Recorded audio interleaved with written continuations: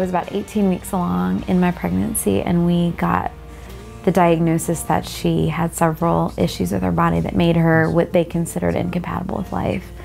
And it was in the winter. I remember they actually scheduled a termination for that day or the next day, and they just said, you'll have a very different shape when you go home, because this is something we need to do.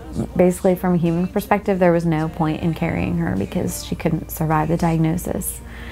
But we really, of course, that wasn't something that we felt like we wanted to do, and we wanted to give God the chance to perform a miracle. So we decided to carry her, and it was an amazing time when I was pregnant with her, because we made the girls a really big part of it, and we kind of sat them down and said, we don't know how long we're going to have with Audrey, but we have her right now, and so we're going to live life with her.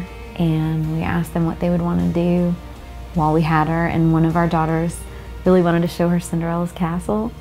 So we scheduled a trip for a few weeks, and we took them to Disney World, and we have some really special memories and several pictures of that trip, and Ellie talking to my stomach and pointing to the castle and telling Audrey this is what she had told her about. And we have rolls of film of my stomach in various places where they said, this is Audrey at the ballet, this is Audrey at the library, and we loved her like she was a part of our family, knowing that we probably wouldn't get to bring her home to the crib we had set up. And I ended up having a C-section. I delivered her on April 7th, and she lived for about 2.5 hours. So during that time, we had the chance to bring our girls in and introduce them and let them hold her. And it was really, I think Todd would say the same, it was one of the most peaceful days of my life. The Lord really showed up and was really with us through it all, as difficult as it was.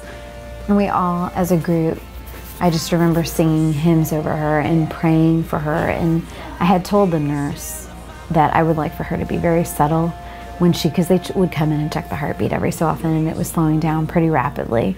And I just asked her if she could be subtle about it, because the girls were around. I didn't want it to alarm them. We had prepared them, but that can be a very scary thing. So there was a time about 2.5 hours after she was born that the nurse came in, and my daughters were all on the bed with me, and they were all looking at her, and the nurse just took her heart rate and kind of looked at me and just nodded her head. And so I knew that she was gone at that point.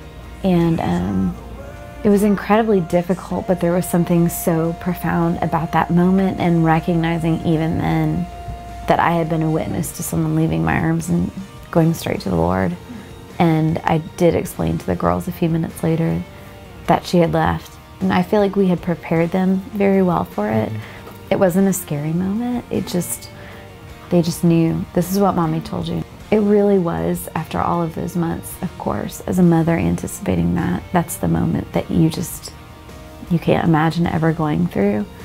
And I felt like the Lord was so faithful in giving us peace in that, what really could have been one of the most traumatic experiences. And we definitely grieved it later, but I'm so grateful that during that time with her, we were able to really enjoy her and love her in a short amount of time.